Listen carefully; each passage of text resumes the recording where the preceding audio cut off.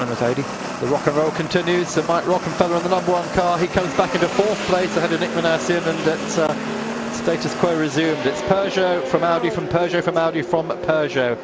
And the grandfather Peugeot, the Eureka Macwood car, Duval in 6th place. So everything's in order. The only car missing, of course, the #3 Audi, which those of you just joining us tonight missed all the earlier excitement. Alan Inish had a mighty accident at Dunlop Curve, wrecked the car and ended that car's race, but after checkups at the local hospital, Alan is back at the circuit and bruised but otherwise unhurt. Just a note about the GTE Pro category. It's Richard Westbrook who still leads in car number 74. They did not change drivers on that car during its last pit stop. Number 56 BMW, however, did make a driver change. Joey handing over to Andy Prio, which means that gap has now gone out to around about a minute again, I think it was. It had been down to about 40 seconds, so yeah, it's just under a minute, isn't it? I think last time around. In third place, just over a minute. And in third place, just exactly a minute. Yeah. Just scrolled through now. Exactly, but yeah, to within a couple of thousand. Look how much quicker Andy Prio is. Well, this is it. That BMW almost has been doing 2 seconds quicker there on that lap. And on a regular basis, the BMW had been about a second quicker than everybody else in the class. That's what enabled them to whittle that gap from 2 minutes down to about 40 seconds. But Joey Hand was running just as well. He was running great laps as well. But also so was Richard Westbrook toward the end of that last stint before he came in. That's right, he was, yeah. He was running 401s as well. Richard's been in that car a long time now, hasn't he? Yeah, he has. Yeah. Is he triple stinting? Or? I honestly don't know.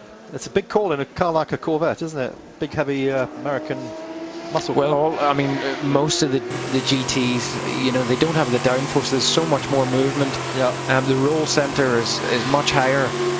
The car is heavier than a GT or than the prototypes as well. So there's actually a lot more work, even though your lap time's slower.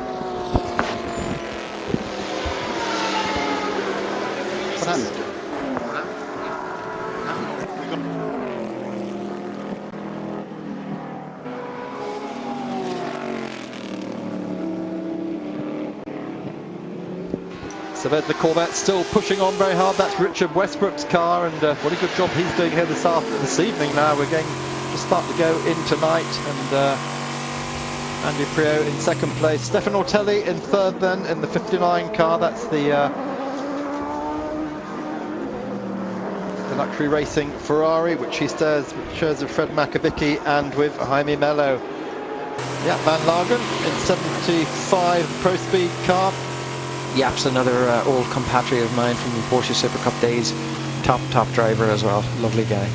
Good to see him doing well. Yeah, the Dutchman's another guy making his Le Mans debut this week. It just goes to show you, doesn't it, that, you know, when you're a top driver, it doesn't necessarily mean that just because you don't have any experience in Le Mans that you can't come and do a good job, you know. Yeah, Joey. I think some people should show a little less entitlement.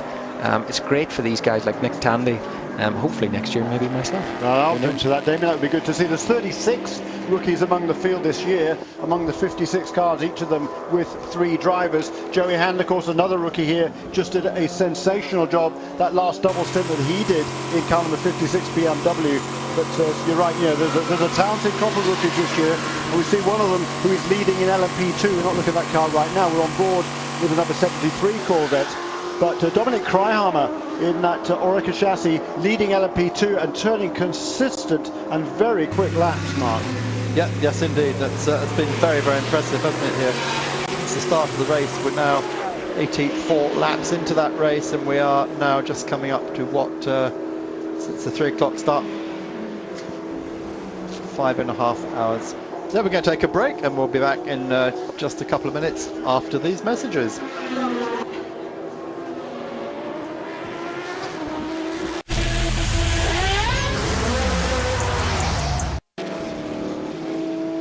Welcome back to Eurosport Live at Le Mans. 18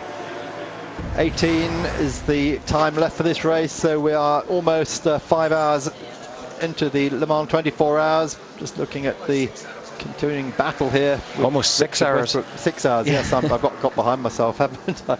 So we saw earlier on, Jeremy, Romain Dumas have a fairly interesting spin at Tetra Rouge when he went wide round the outside of a GTM car, and Romain got back to the pits.